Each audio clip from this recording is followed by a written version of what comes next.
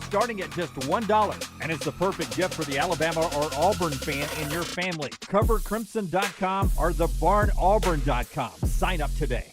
Happy football season. At the Next Round, we strive to make our loyal listeners feel like they're a part of the action all season long. My name is Emily Grace McWhorter, and I do that by bringing you along for any given Saturday in Auburn or Tuscaloosa. From pregame warm-ups, touchdowns that make you feel a part of the play, and everything in between, our goal is to make you feel like you're inside Bryant-Denny or Jordan-Hare. Follow along on our social media at Next Round Live on Instagram, X, and Facebook. Also, check out thebarnauburn.com and covercrimson.com while you're at it. Here's to fall Saturdays.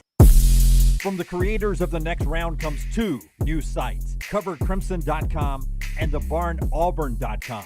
Two team sites with the same excitement and information-driven content that you get every day on The Next Round. Live daily shows, recorded shows, free of charge, plus premium content with insider information starting at just $1. And it's the perfect gift for the Alabama or Auburn fan in your family. CoverCrimson.com or thebarnauburn.com. Sign up today. Ryan Brown here for The Next Round. Join me and CBS sports analyst Brandon Marcello for the Middle Eight each Monday at 8 a.m. as we look back at the weekend of college football from the SEC to the top 25 of the college football playoff. It's the Middle Eight, presented by MyBookie.ag, code NEXTROUND. Jim Dunaway, Lance Taylor, Ryan Brown. Live from the Birmingham Racecourse Casino Studios, The Next Round, presented by Bud Light, is on now. Final hour of the show, which includes more of our Buffalo Wild Wings Pick 3. Again, you can go right now. NextRoundLive.com. NextRoundLive.com, the website there. Two more opportunities.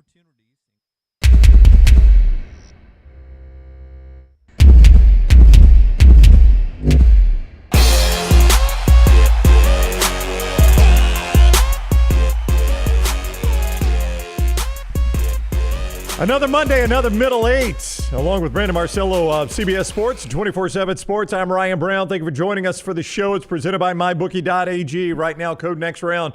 Get you a 300% casino bonus at MyBookie.ag. Code NEXTROUND right there in their casino. 300% bonus for your initial deposit. What is up, Brandon? How are you today?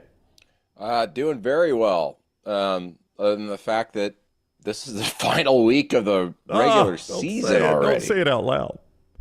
What a wild weekend. I mean, these are the weekends. This past weekend was the weekend that I hoped college football's playoff would present to us. And we've gotten several of them. I don't know one that felt as monumental as this weekend, though. Yeah, you didn't necessarily have that crazy endings or anything like that. It was just consistently in every hour block, every network window, we had some type of big upset. And I go back and think even we had the Indiana Ohio State game in the morning, and at the end of it someone asked Kurt Signetti, do you still feel like your Indiana team's a top 12 team? Should they be in the playoff? And he made his answer of what kind of question is that or whatever. And then not knowing, of course, what was going to happen the rest of the day or what was transpiring, in fact, right at that moment with Ole Miss, for example, and obviously Alabama. But you just never know. In a few hours, everything can change for you in college football. And it certainly did for Indiana, and it certainly did for a lot of teams playing themselves out of the playoff picture. Yeah, we'll get to all of those. Let's start with that Ohio State-Indiana game. Indiana took that first drive, and they were spectacular, Brandon, in that drive. I mean, it was methodical. There were no real big explosives. It was just they got 4 or 5 yards when they wanted it or needed it. Ohio State helped with a couple penalties. They go right down the field and score, and you felt like, all right, maybe the moment is not too big for them. I mean, that first drive was a work of art. Yeah, and they converted a couple of big third downs, if I recall now, on that drive. You always see that meme from a couple of folks on X, on Twitter, about the Patrick Bateman from American Psycho says, yeah, he goes, that's a great opening drive. Now show me the unscripted plays. And that's kind of what it was for Indiana. Your first 7 to 11 plays, coaches, if you guys didn't know this, script out their first 7 to 11 plays on offense, And then from there, it's pretty much a free-for-all. They kind of read the defenses and go off of their game plan and what they want to utilize. And that's kind of what happened with Indiana. The opening script worked. Nothing else did after that. In fact, I think if I recall, that opening drive was 70 yards, touchdown. Their next 10 drives for the rest of the game, 81 yards. Yeah. Ohio State's defense absolutely clamped them down. And, Jim Knowles, the defensive coordinator there, I think once he figured out there at a few moments just about how well they were going to get to the quarterback and the blitz and how it wasn't really going to matter on the back end for them, he opened things up quite a bit. And that was a game where Ohio State may have been able to challenge to get 10 sacks if they wanted to blitz every single time. They end up finishing with 5 or 6. Just a great performance by Ohio State. But, of course, I'd be remiss not to mention that, Indiana gifted them 14 points early with special teams miscues. And if not for that, this is a much closer game going into the late third quarter. And who knows? At that point, Ohio State maybe is feeling a little pressure to try and pull away, and they're not able to. Because despite all that, Indiana's defense actually played pretty freaking well in that game. For the longest time to that final drive by Ohio State to kind of give that cushion in the final seconds, they were holding them under 300 yards. A very good game plan for the Indiana defense. And that's kind of the thing that's actually been kind of carrying them here lately, the last 3 weeks, Indiana. They force a lot of turnovers at some opportune moments. Look back at the Nebraska game, how they turned those turnovers into points. Michigan had some big moments for them. And they had a couple of either a turnover on downs and, of course, an interception in the red zone against Ohio State in the first half that if they didn't have those special teams miscues, maybe the complexion of the game's a little bit different. But that's kind of how games like this seem to develop. When you are a team that's just not accustomed to being in that spot, you make those kind of mistakes, and you're not able to capitalize on offense. And, Indiana, as I wrote, I think today in an article, is just like, they're not ready for the big time, but they are ready for prime time. They're just not on the level of one of the top 2 or 3 teams in the country. So, to your point, that game's 7-7 late first half, and it feels like it's going to the locker room 7-7, and then they've got the miscue on the punt with 21 seconds to go. Ohio State punches it in to make it 14-7 at the half. And then 12:41 to go in the third quarter. Caleb Downs returns that punt for a touchdown. Those are the 2 special teams miscues. It also just so happens both those touchdowns were in the middle 8, as we always talk about it, important time of the game. In the middle 8, Ohio State blew it open from 7-7 to 21-7, and Indiana really wasn't in it after that. Nope. And, the thing is, it's like when Ohio State had that turnover on downs and the pick in the red zone, that's right. That was Indiana's moment to capitalize, and they didn't. They just couldn't do it offensively. They stalled, couldn't do anything.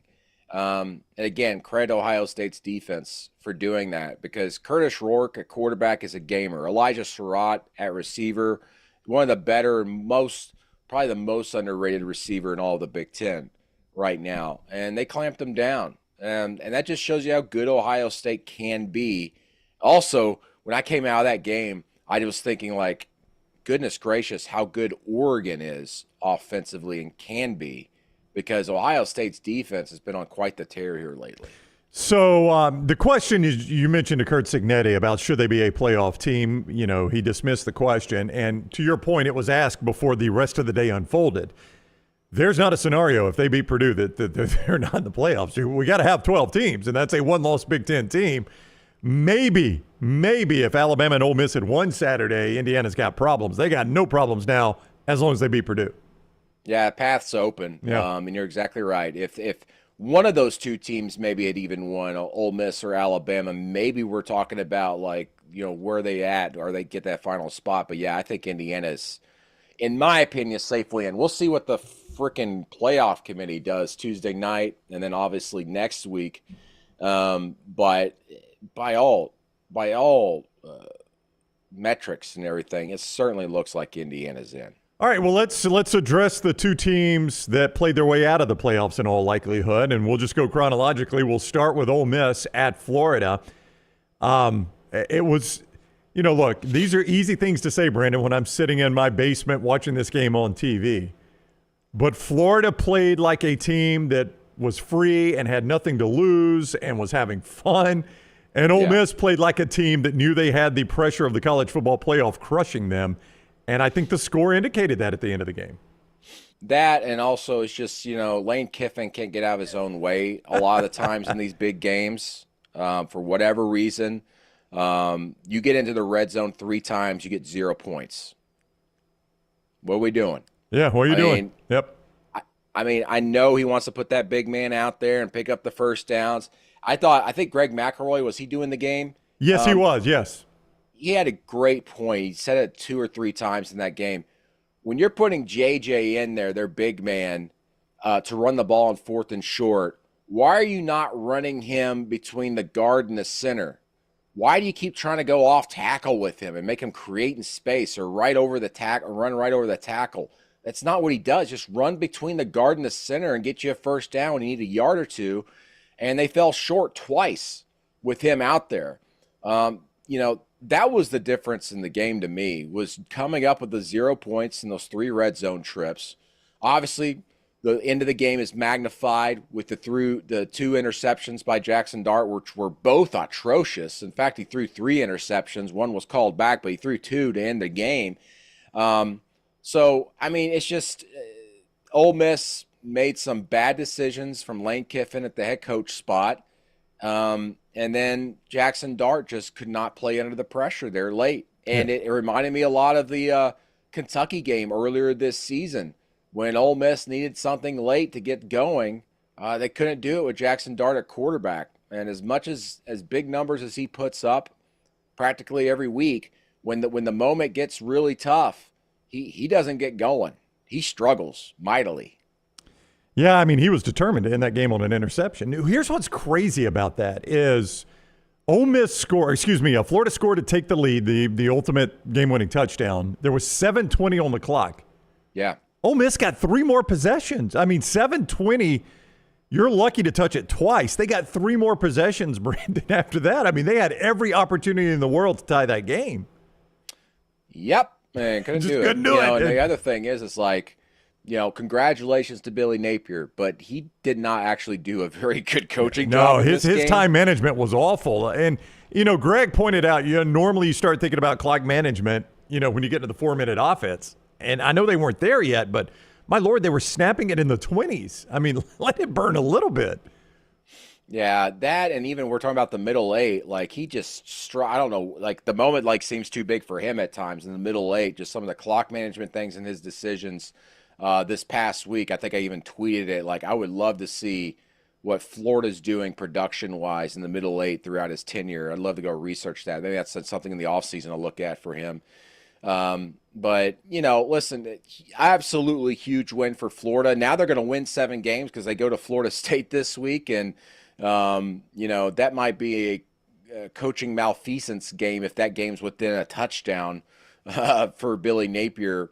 But, how about this? Florida, forget this season, but going into next season, they look like a top 20, top 15 team, right?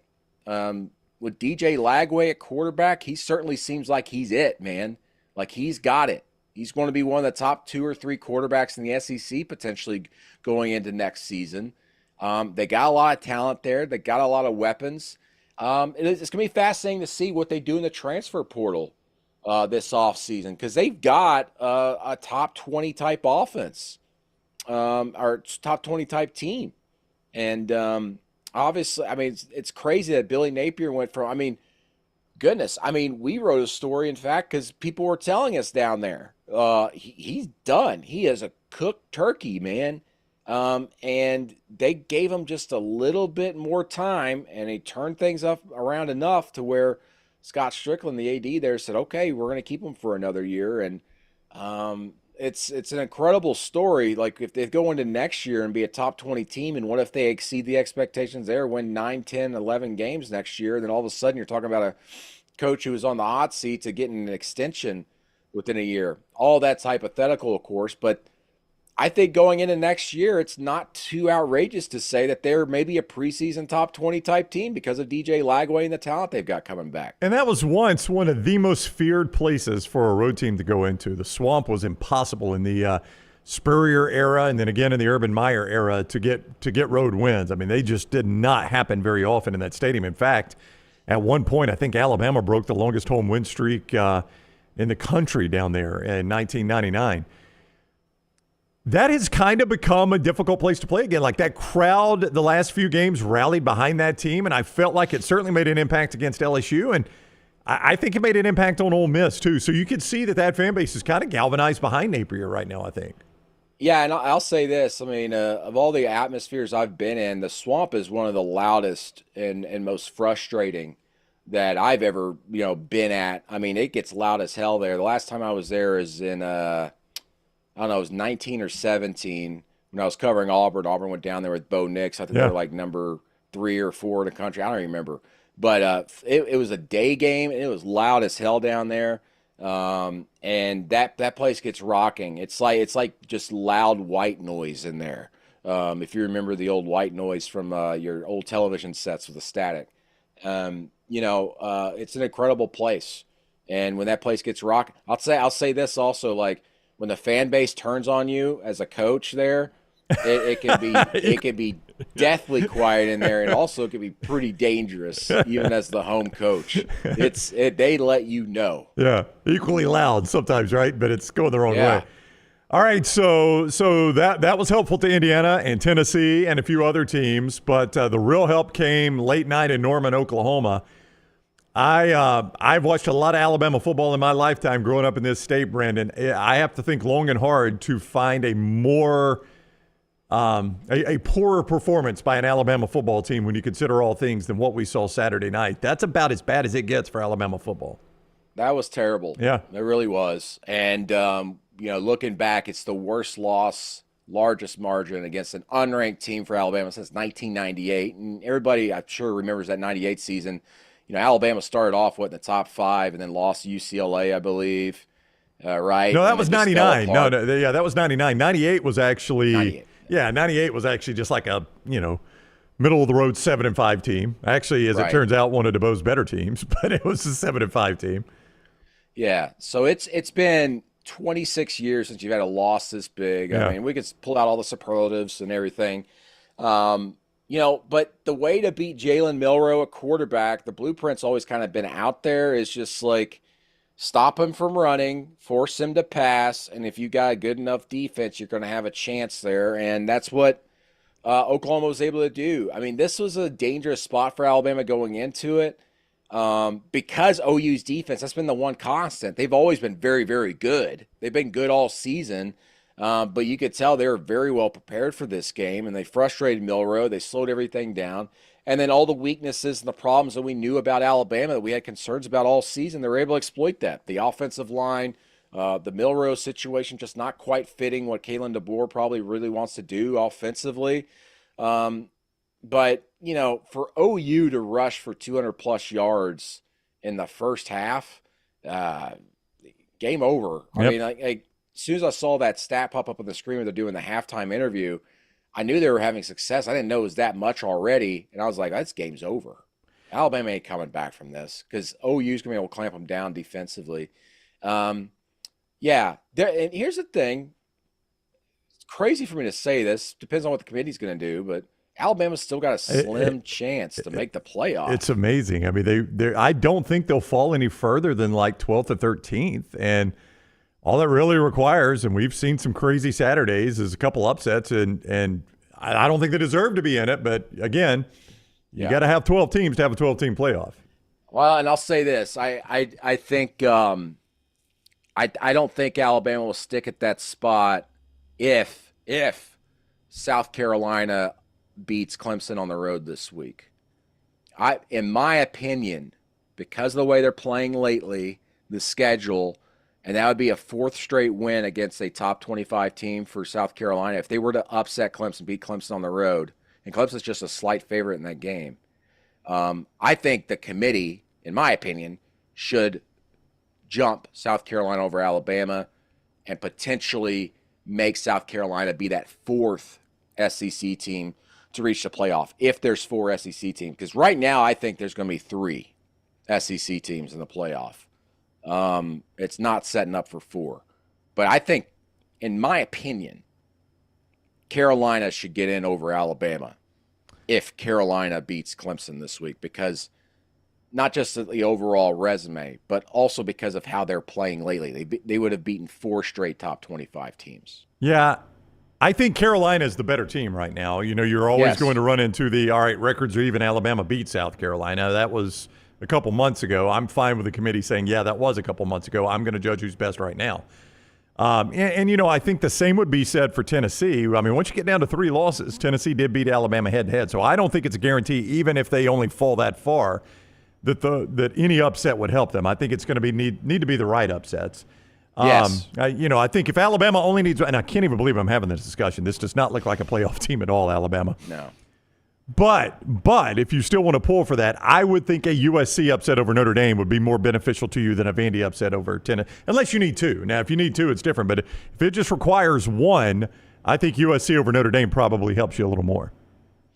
Yeah, and I'll say this: like we as much as a lot of us, not all of us, want like a 12-team field, a 14-team field, and this drama has been very exciting here this last month of the season. I sit here, and I'm like, man, maybe it should be a 4-team field for this year. I know. I hate to do it. I hate to do it because I wanted this 12-team playoff.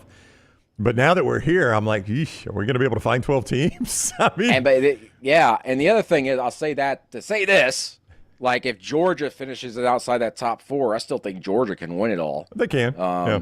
Because they look like the best team out there on any given week. The problem is like some weeks they decide not to show up completely. But yeah, this certainly looks like a 4-team type of field this year. Yeah. You know, Georgia's just they're going to play Texas or Texas A&M in Atlanta, and it is going to be difficult for me to see either one of those teams beating Georgia. I mean, I think Georgia's probably going to end up with a bye. And this was a team that a couple of weeks ago actually was out of the top 12, right? They had to work their way back in, and they're going to go from early November outside the top 12, or outside the playoff. They were 12th, but they were outside the playoff bracket, to a bye probably. And that does at least show you how much movement can happen in the last couple of weeks in this format, it appears. If you're in one of the top 2 conferences, absolutely, Yeah. and based on the schedule. Whereas with Notre Dame, you've been working all season to work back from the Northern Illinois game, and you're not going to get a first-round bye just because you're not in the conference. You don't play in a conference championship game. Yeah. But the trade-off there is that you don't have to play in, an extra game anyway in a conference championship game like Notre Dame does. But yeah, things could change quickly, and that again, that's why I focus on South Carolina, because of what they've done recently. That this would be a 4th straight top 25 win for them, and they've been tearing it up lately. I was saying a couple of weeks ago, I was like, man, if South Carolina played LSU again, they'd beat LSU. And if they were to play Alabama again, I think they would beat Alabama. So when it comes down to it, if it's between an Alabama and a South Carolina for the committee to discuss about being in that last team in or whatever in the playoff, I think you got to go with South Carolina despite that quote-unquote head-to-head much earlier in the season on the road, because South Carolina is definitely a different team now. I need to look. I should have looked before I brought this up, so I'm going to try to scan the schedule Dunaway gives us each week. Because Miami plays Syracuse 2:30. What time is that Clemson South Carolina game, Brandon? Do you know off the top of your head? I do not know. It's early. It's 11. So Clemson will not play with any knowledge of whether or not they could be in the ACC championship game. Now, obviously, the South Carolina loss would not affect that. Clemson has done all of their work, but for them to play in the ACC championship game, thus try to get that berth, they need Miami to lose. I was just curious if those went on at the same time. what that stadium might be like, right? Knowing that they could get in the ACC championship game and get that berth. But that'll be after them. So they'll get to play South Carolina, and regardless of that outcome, go to a sports bar or go back home and I guess cheer for Miami. That's their path, or cheer for Syracuse. That's their path there, right? Yeah, and Miami goes to Syracuse this week, right? Yes, they do. Syracuse is a dangerous team. We've seen them play this year. They beat UNLV on the road earlier this season.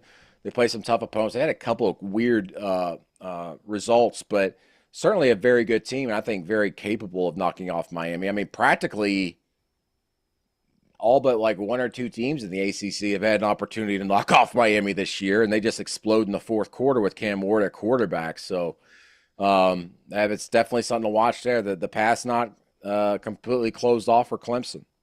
Yeah, that Miami team, like I got baited in again. I've done it every week. It paid off with Georgia Tech, but I'm looking, it was 20-14 going to the fourth quarter. I mean, you look at that score, it's 42-14 final. They're like, oh, it's a blowout. No, it's 20-14 against Wake going to the fourth quarter, Brandon. And by the way, it was 17-14 at nearing the end of the third quarter. They kick a field goal right at the end of the third just to make it 20-14. It's basically a field goal game going to the fourth quarter.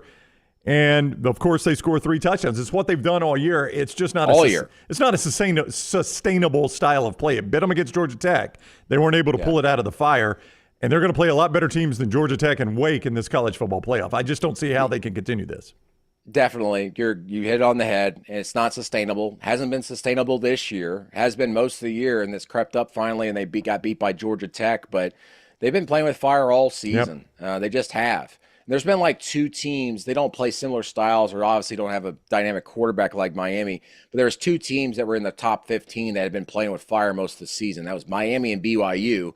BYU finally has gotten burned, and that's things totally turned on them with now losing 2 games. In Miami, Wake Forest is not good at all this season. And to allow them to stick around with 2 big plays, by the way, to score those 2 touchdowns and be in it. But Miami, again, pulled away, scored 22 points in the final quarter. And then if you're just scoreboard watching and not watching any of that game, you're thinking, oh, man, Miami blew them out. No, it was close for 3 freaking quarters once again for them. And I definitely think they're on upset watch this week going against Syracuse because Syracuse is a very well-coached team. If you watch them this year, and they play very well at quarterback, and that quarterback is very capable of outdueling Cam Ward just as far as, like, don't make any mistakes because Cam Ward, when he puts all that pressure on himself in the fourth quarter if it's a close game, and most of the time he makes plays. But as we saw against Georgia Tech, he fumbles the ball. He gets hit. He's holding on the ball a little bit too long, makes mistakes. It's a very, very underrated game going into this weekend, the final of the regular season. Yeah, Miami an 11-point favorite right now at mybookie.ag, but that hasn't really mattered. Miami has played 2 games where they're far more than 11-point favorite, and they've had to pull it out of the fire. You just wonder if they could do that on the road at Syracuse with all that pressure on them. Pressure does funny things to you. I think we saw that this past Saturday, and when you add those 2 things together, you're living on the edge, and you add the pressure on. I'm with you. That's a difficult spot for Miami at Syracuse. Yep. And Syracuse in a lot of ways is playing for obviously some pride there and continue their great season and maybe even try to get back in the top 25 in some instances. But also when you're a first-year coach like Fran Brown, who's obviously big into recruiting anyway because that's been his lifeblood as an assistant coach previously, including at Georgia, this is something that you build. And you're telling recruits all week about, like, watch us against Miami. See what we're doing at Syracuse. And you win that game, that really gives you a big propulsion in your first off season as a head coach in the recruiting. Syracuse obviously is going to be pumped up to play this game, but even more so from a head coaching standpoint and that coaching staff. All right, when we return on the fly, do you think you can break down every Big 12 team's path to the conference championship game? There are 256 scenarios, so no. And I don't know even one of them, but no. Okay. I know the 2 teams that have a best shot, Yep. But, man, what a we need divisions back in college football. Oh, don't say it. Don't say it. All right, we'll talk about the Big 12. It became a complete mess Saturday. A reminder, our show presented by mybookie.ag. Code next round when you sign on at mybookie.ag. You can bet anything, anytime, anywhere. All the NFL games, college football games at mybookie.ag. But also code NEXTROUND gets you a 300% bonus in the casino. Your sign-on bonus, they give you a 300% bonus in the casino and 50 free spins. Big fun there in the casino. And hey, how about a little free money to get it started there at mybookie.ag when you use code NEXTROUND. Also, the gift-giving season is approaching. Give Roback as a gift this season. Roback.com will help you save there too. TNR20 at Roback.com, code TNR20. Great golf polos, the quarter zips, the hoodies, pants. They've got it all. Crew necks, all right there at Roback.com. Great gift idea. Code TNR20 saves you 20%. They've even got team gear, too, for a lot of your favorite college athletics programs out there. So check that out at Roback.com. Use code TNR20 to save 20% off your initial order. More of the Middle Eight presented by MyBookie.ag next. Follow Brownie on Twitter and Instagram at Ryan Brown Live. A legendary coach once said, "It's not the will to win that matters. It is the will to prepare to win." Hi, I'm Bobby Humphrey, Vice President of Business Development for Bryant Bank, and I can tell you that our Bryant bankers have the dedication and experience to put together a financial game plan that is right for you. At Bryant Bank, we specialize in community banking and offer personal and business loans, checking and savings account, mobile banking, and treasury management services. Stop by one of our 18 offices across the state of Alabama to find out what unbeatable service and legendary results are all about. Hey, you. It's the holidays. Give cheer a lift. And at New Balance Birmingham, we got the gift. That holiday vibe? Find it inside. Come together at New Balance Birmingham on Highway 280, right next to Chick-fil-A. New Balance Birmingham, we got now. Hey, this is Matt Roth, the franchisee of Walk On Sports Bistro in Birmingham. With the kickoff of football season, come visit us at one of our 3 locations, Stadium Trace, Greystone, or Trussville. Come enjoy our scratch kitchen menu while watching one of our 80 TVs. Whether you're looking for a pre- or post-game celebration, game day, or date night, we've got you covered. It's all about the win at Walk On Sports Bistro. Walk On, where everybody needs a little playing time. This hour of The Next Round is presented by the Birmingham Racecourse Casino, now featuring 7 days of giveaways with your chance to win a share of up to $125,000. The more you visit the Birmingham Racecourse Casino, the more chances you have to win. Hey, there's nothing worse than waking up to a plumbing problem. Don't get caught in a flooded house. Call the guys at Hemp Hill Services. Adam, Chad, and the team at Hemp Hill are the only ones I trust to fix it and fix it right the first time. Hemp Hill Services does it right and always at a fair price. For all of your plumbing, cooling, and heating needs, trust the name that Birmingham has trusted since 1954. That is Hemp Hill Services. Call now, 205-229-2090. That's 205-229-2090. Hey, for all of your IT and printing needs, reach out to our friends at Xerox Business Solutions. Look, I'm still one of those old school guys. I print my notes every single day for the show. If you watch the show here on The Next Round, you see all the notes in front of me. From day one, Xerox Business Solutions, they've been with us here at The Next Round. Local for over 45 years. For all of your IT and printing needs, visit XeroxBusinessSolutions.com or call 205-969-3000. That's 205-969-3000. At Academy Sports and Outdoors, we believe the best holiday fun happens out there, on the driveway with a new basketball hoop, out back around the fire pit, or up in the deer stand. No matter your fun, we've got it. The right stuff at the right price. Academy. Have fun out there. Storm season is here. Make sure you have a plan of action in place right now. Greg from Pell City and Storm Restoration Roofing should be your first call when storms hit. Insurance companies love working with Storm Restoration Roofing because of Greg Nelson's name and reputation in the industry. When storms hit, call Greg Nelson. He's local, 205-542-3531. He's the home of the free no-cost roof inspection. Greg from Pell City on Facebook, 205-542-3531. It's Storm Restoration Roofing. Start your day online with our website, nextroundlive.com, for the latest videos, podcasts, and college football stories. It's also a great way to stream the show or shop in the Next Round store. Stay connected by visiting nextroundlive.com.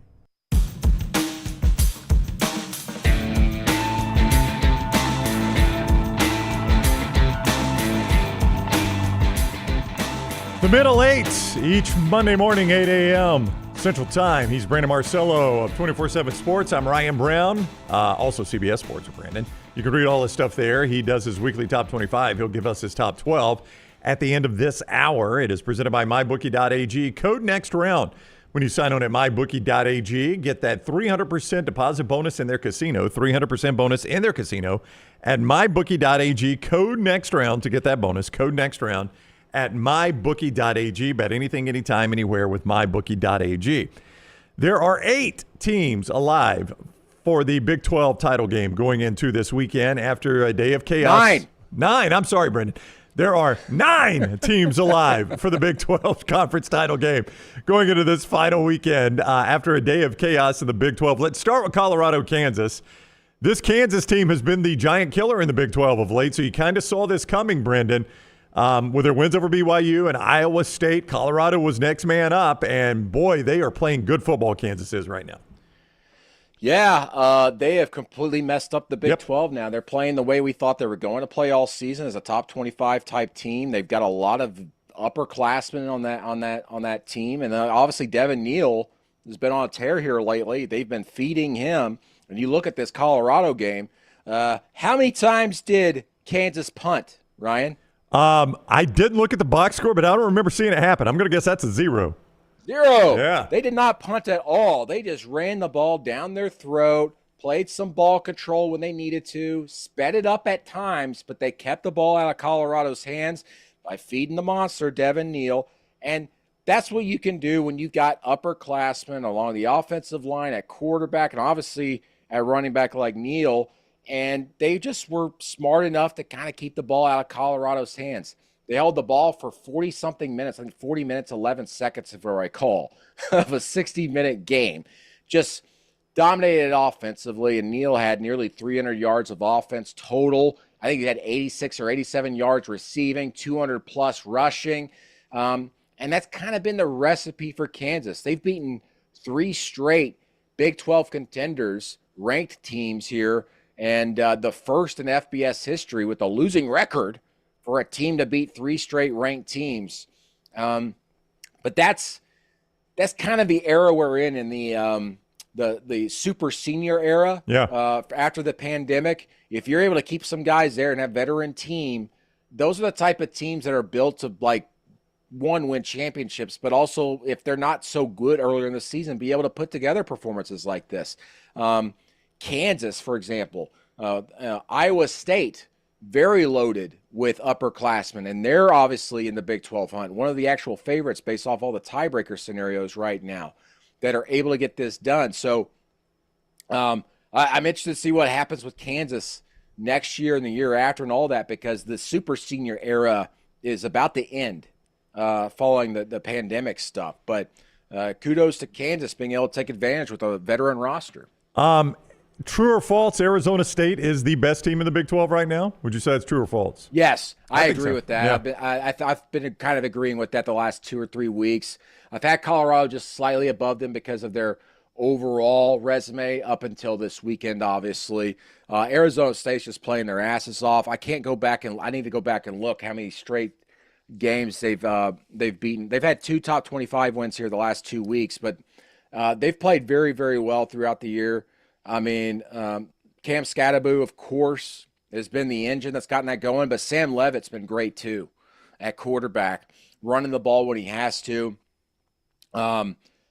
Just an incredible coaching job by Kenny Dillingham, who now, if he were to win the Big 12, I think definitely is the Big 12 Coach of the Year, if not in contention for maybe a National Coach of the Year type of award out there. And he's only done it, and this is just year 2, much like Deion Sanders at Colorado. But again, I think, the Big 12 Coach of the Year award is just going to come down to who wins the championship this year. And it could still be Colorado. It could be Arizona State. But all those scenarios I mentioned, and there are legitimately 256 scenarios. That's in a the lot. Big 12 right now. That's a lot. A lot. Bring back divisions. Thank you. You look at it, Iowa State and Arizona State have the quote-unquote easiest paths to Arlington for the Big 12 championship game. And to be quite honest, those are the 2 teams, if you look back at the resume and what we've seen all season, have played the best in the Big 12, in my opinion. And that would be a great game there. But the Big 12, because of it beating up on itself and some of the non-conference stuff, but beating up on itself, it's just a one-bid league. It's going to come down to who wins the championship there to get into the playoff. Arizona State is at Arizona in the Territorial Cup. Iowa State hosts Kansas State. I mean, that's the tougher of the two games, but they get it at home. So, yeah, I'm kind of like you. Arizona State, Iowa State seems to be the betting favorite, but this Big 12 has been completely unpredictable. I mean, at the start of the year, I think all of us thought Oklahoma State and Utah would be factoring into it at this point. Oklahoma State's dead last. I mean, they don't even have a Big 12 win. I mean, so this whole conference has been unpredictable. Yeah, and real quick on Oklahoma State, I know we don't have a big Oklahoma State crowd watching, but that is the most disappointing team in the entire country to me. I agree. They had the oldest and most experienced offensive line in college football history, based off all the research everybody's done, returning, in addition to your Doak Walker award-winning running back, a veteran at quarterback going to, was his 6th or 7th year, some solid defensive players. And they absolutely crapped the bed this year. I mean, you go from top 20 in the preseason to not winning a single game in the Big 12 with a veteran roster. It really makes you wonder what the hell's going on there. I wonder about the future there, under Mike Gundy. Is he nearing the end of his career just because there's been so much change in college football? And he's been very vocal. I call him the Dabo Sweeney of the Midwest. Right. He's just like very much against like all these changes going on in college football. And he's trying his best to adjust to it. Like he's just pretty much told kids there, I'm not talking money with you, NIL. I've hired a NFL front office. That's what he calls it. He goes, I've hired an NFL front office. You go deal with them. I ain't dealing with that crap. And I think it's creeping up on him. It's creeping up on him. And I wonder how much more he'll take of it. Sneaky good win over the weekend was SMU at Virginia. That was a losable game for SMU, and they dominated that game. This SMU team, now they're going to have to win their conference to get in the college football playoff, but they're going to have a shot.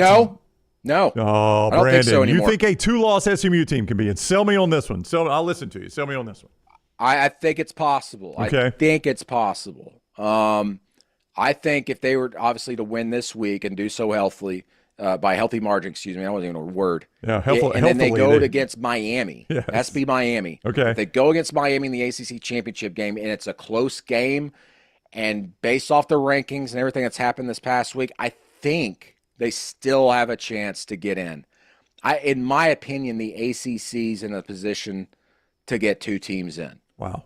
Even with a 2-loss, 2-loss SMU. And that's because of everything that happened this week. I think we gone from 4 SEC teams down to 3, and from 1 ACC to 2 because of this weekend.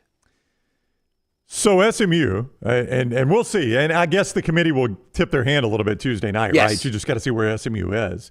But all that aside, that was a losable game. They go dominate that game. Now they got a conference championship game to lock it in and remove any sort of doubt whatsoever. What Rhett Ashley has done is terrific, and his name is on, a lot of people's wish list. But SMU stepped up. I don't know you may know the number. I don't, but he got a raise.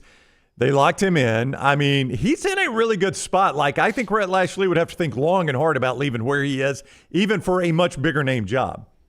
Yeah, I mean, it's a private school, so they don't release the numbers. I've done some searching.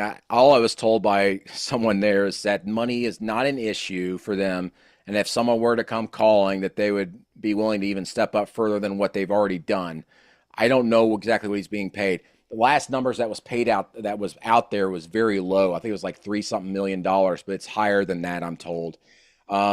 Interestingly, though, I was told they didn't release the contract, like how long it is, but I'm told it's a 6-year deal through 2030, which actually is only a 1-year extension for him. So Right. It isn't like they did some big, long 6-8 year extension, but the details of that contract are obviously going to be different, and the pay is going to be different. But it doesn't really come down, I think, for pay for him. It comes down to the NIL situation there.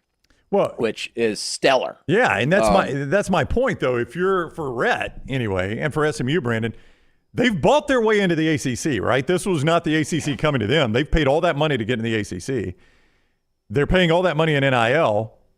I mean, if you like Rhett Lashley, which I assume they do, I don't know why you would not. You're knocking on the door of the college football playoff. You got to invest in him too. I mean, it only makes sense if you take those first two steps and then don't invest in a coach that's got you close to the playoffs. You've wasted your time. Yeah, you need to invest in the staff too. Yeah, no doubt. I don't know if they have yet. I'm sure they will give him a bigger salary pool there, but they're set. I mean, this is obviously, the perfect situation for them. Your first year in the ACC, you're going to the ACC championship game. It's never been done before. No group of 5 schools ever gone to a power conference and started better than 1-0 in a conference, by the way, let alone be 7-0 with a very real chance to be 8-0 going into the ACC championship game. And it's crazy too, because you look at the schedule that they set them up with in the preseason. The ACC pretty much set them up with, oh, you wanted in the ACC, huh? You're willing to pay for it. All right, great. Your first ACC games are against the ACC champion and the ACC runner-up, Florida State and Louisville. And they beat both of them, of course. But they've passed every single test. Everything that's been thrown at them, they've done it. And it's so funny in a lot of ways. Florida State and others did not want SMU in the conference. Just didn't. Like, we're not going to lower ourselves to that. We're not doing that. They don't bring any value to the conference.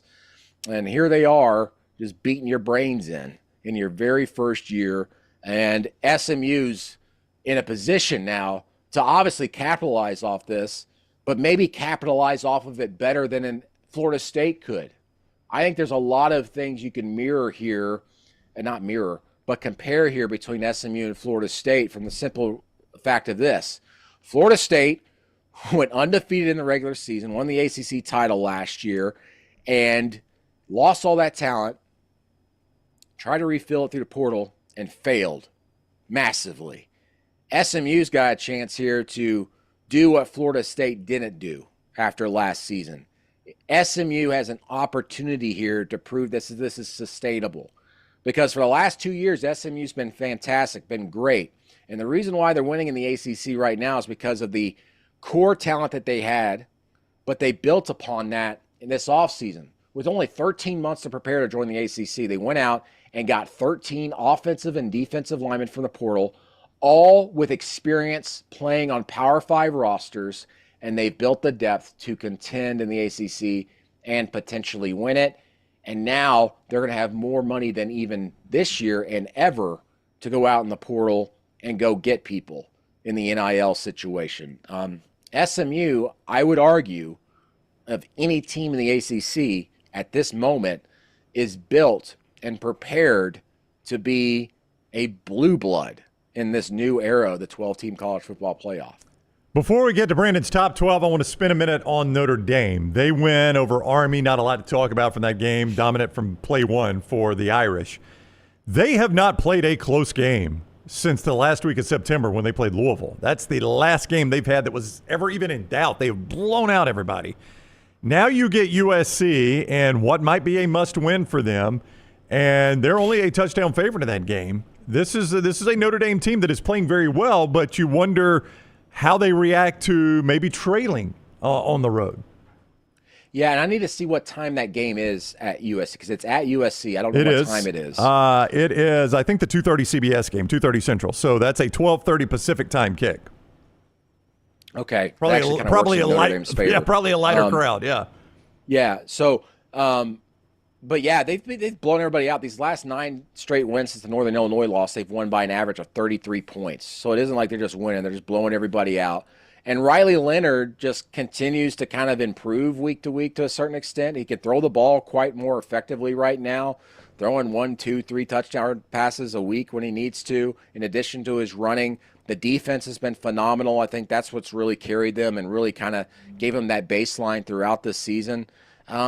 They should beat USC. They should do so, I would think, handily. I don't know if anybody watched that USC-UCLA game late Saturday night, early Sunday, but USC I mean, I know they got Maivia in there, they're at quarterback now, who I really like, the UNLV transfer, but the defense for them is what's been really good all season. The offense just hasn't been quite there. And Notre Dame with their defense is going to shut them down, I think, even on the road. Notre Dame will continue to be the team no one's talking about because they just continue to win and do so by healthy margins, and they haven't really faced a top 25 opponent during that time. I mean, Louisville was at one point. Obviously, Army was, but we all obviously had our questions there with them this past week, and then they're going to go to USC and win. And then here's the thing. Everybody's just like, they're in. They got home field advantage in that first round, and then we're not going to talk about them because they're not going to play in a championship game in the conference championship weekend. And then all of a sudden, the playoff's going to get here, and I guarantee you this is very possible. That first round, Notre Dame's probably going to beat the brains in of who they play because they're going to have time to prepare, time to rest, and then that's when everybody's going to be talking about Notre Dame. But Notre Dame is legit top 5 team, and we'll see in my Power 12, but I'll just tell you right now, I got them at number 3 in the nation right now. Wow. They're playing as well as anybody in the country. We'll have that Power 12 coming up in a moment. Notre Dame is one loss. Notre Dame could well be in that 5 spot. That may be the Big Ten runner-up or the SEC runner-up in that 5 spot. That's the sweet spot right there. When you start to look at this bracket, you get that 5 seed, you get a home game, then you get to turn around and play the weakest bye. Well, you get a home game against presumably the weakest team in the whole thing, the 12 seed. Right.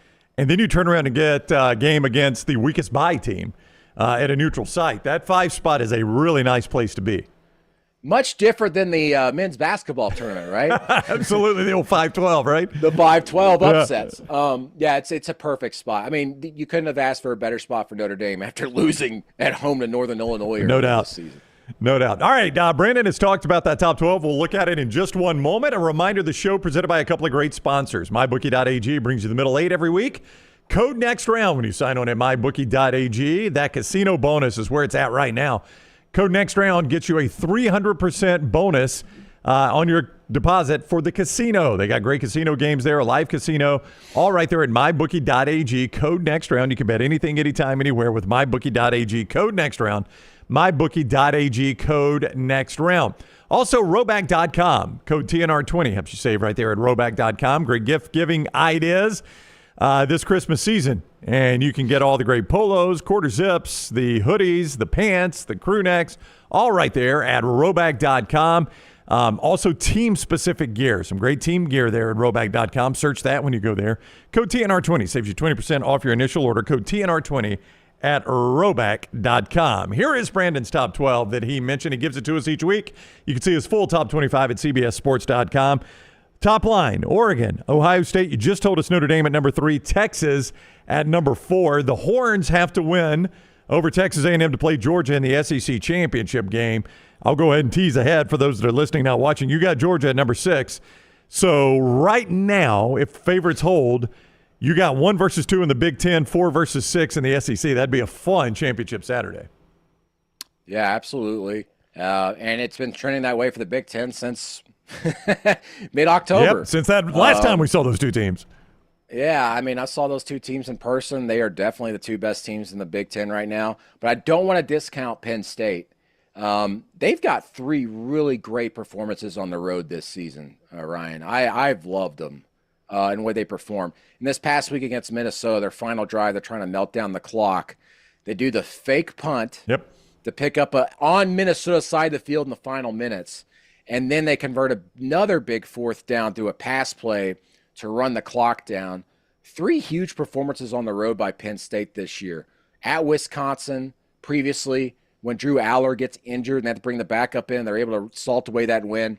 And then, of course, the win at USC when it looked like they were dead in the water, and they came back and stormed back to win that game in overtime, I believe.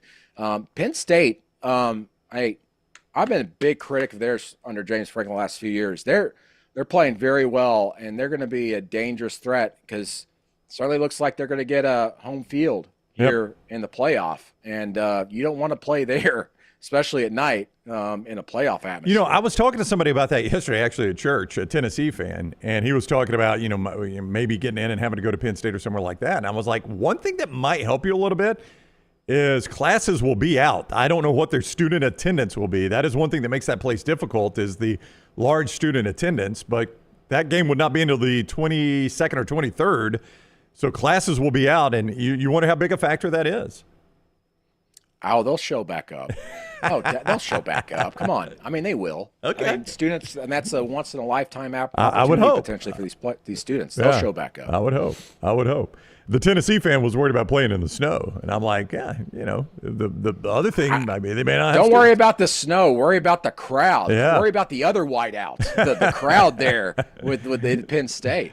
The remainder of Brandon's, we went 1 through 4. Penn State is 5, Georgia 6, Indiana 7. You know he loves SMU. He's already told you that. He's got them at 8. Tennessee 9, Boise 10, Miami 11, and Arizona State 12. You're going to have some shuffle in there because of the final week of play, maybe, but certainly the conference championship coming up. Boy, there are some logos in there, Brandon. I look at it right now. Never did I think we would do one of these where you've got SMU, Miami, and Arizona State all in there at the same time. That's pretty crazy. And Indiana. Yes, and Indiana. That is not what I thought our playoff field would look like, maybe. I know I didn't. It's not on there right now, as I just give my 12. But my 13 and 14 are Clemson and then South Carolina. And again, I'm telling you, if South Carolina beats Clemson, it's possible. It's possible South Carolina gets in the playoff field. Yeah, boy, I tell you, South Carolina right now. I mean, they are a play away from beating LSU, a play away from beating Alabama. Either one of those wins, and they're in the playoff field. Mm-hmm. God, it's tough for Shane Beamer. Of course, they would still have to go to Clemson. Let's point that out. They would still have to go to Clemson, but I would like their spot right now. That's tough for Shane Beamer. He's done a tremendous job this year. Yeah, single-digit spread on the road this week. Look out. Clemson got their brains beat in by Louisville a few weeks ago. Let's not remember that, at home. Yep. So I like Carolina in this spot. Follow Brandon on social media at B. Marcello. Read him at CBS Sports, 24/7 Sports. Brandon, have a great week. As always, we thank you for the time. Have a good Thanksgiving. All right, you too. Thanks, everybody. Wherever you're watching or listening, the next round is next. Stay with us.